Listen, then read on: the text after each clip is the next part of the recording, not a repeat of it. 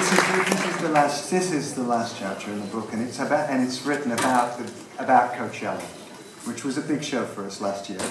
Behind the stage, to the side of the ramp, our band has gathered. We stepped off the pair of golf carts that have brought us the half-mile from our dressing room in battery-powered silence. The air is warm and electric blue. We acknowledge each other without words, using nods and smiles, back slaps and other gestures of encouragement. Instincts surge. Every other concern falls away. Since 1981, we've released our songs on vinyl, cassette tape, CD, digital audio tape, mini-disc, ringtones, MP3, streaming and download for purchase or rental. I've long since learned to relax and cease worrying about how the music finds its way to your ears. Just play, just write. As long as I keep those calluses on my fingertips hard and maintain an enthusiasm for making music, I'll be happy most of the time. The addictions are still there, and keeping them at bay requires work, therapy, physical exercise, journaling, and meeting up with other addicts in recovery many times each week. It's a big commitment and not to be taken lightly. Red Carpet Massacre was hard. We had massive problems getting the news out there that we had a new album. No radio play, no MTV, and no interest in writing about the band at Rolling Stone or the NME. But by the time we released our most recent album, All You Need Is Now, things were different. The industry had learned to love iTunes. In December 2010, we released the album as an exclusive digital download. The album went to #1 on almost every iTunes chart around the world. It was one of the most thrilling moments I've had in 30 years of being in the music business. I could feel excitement around the band begin to build again. I joined Facebook and Twitter.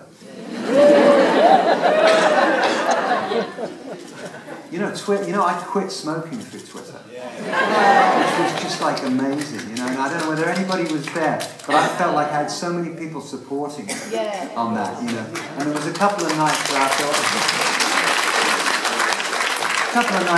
oh God, I'm going to have a cigarette. I'm like, then I'm going to have to go on Twitter the following morning.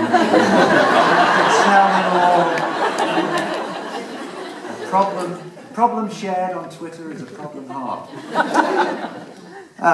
We've come a long way together to get to this holy place Coachella, and a lot has changed in the last 30 years. Cell phones, computers, SUVs, nose hair trimmers, supplements, Propecia. Does anybody know what Propecia is? Yes. Of course the guys do. Paperless itineraries, in-room humidifiers, steam rooms, saunas and gyms, pre-show massage, Twitter, Spotify and Amazon. Touring with 3,000 songs in my pocket and 30 books on an iPad.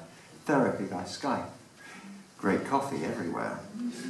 Another difference is out there where there is just as many men as women in the audience tonight.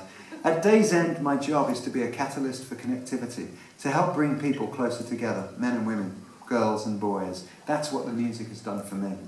What hasn't changed are the notes that run up and down the neck of the bass, and the feeling that hits you when one note rubs against another in the way that sets the hair up on the back of your neck, and the sound of the crowd, and the feeling of adrenaline that charges through my body when I hear it, holding that 4-string machine gun on stage less than 6 feet away from you.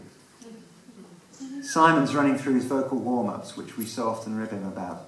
Nick has a plastic cup in his left hand and is taking sips from it, now reaching his right hand upward to flash a snapshot on his camera. We all fiddle with our in-ear monitors, trying the volume, listening for interference. A photographer from Spin magazine wants to take a picture. We assemble reluctantly, everyone just wanting to get on with the show. It's an outdoor festival, so tour manager Craig will not get to give his usual cue to take the house lights down. Tonight, that is one of God's jobs, and what a job of it he's doing. A glittering bauble of sunlight fights to stay above the horizon. A full moon appears, a late-coming VIP that takes a seat above the lighting gantry at 11 o'clock high. Nature presents for us a better light show than any human could ever have created. A perfect breeze causes my butter scarf to flutter. All the signs are good. We walk together up the ramp. The stage is set. The electronics are primed, the audience ready. Nick walks on first in a black net snood borrowed from Lady Gaga.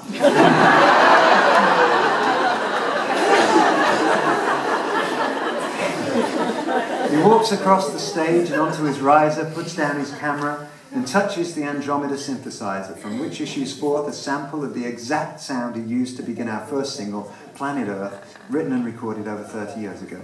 My heart is pounding. There's no better time than this, when I'm about to take the stage and the future belongs to me. This is what the moment feels like as I walk out onto the stage one more time. Roger's drums kick in, an 8-bar count, and I'm in with him. The galloping groove that started it all for me. 30,000 California kids, eyes and teeth smiling, cameras and cell phones popping, a million tiny seductions all at once. And the music never sounded better.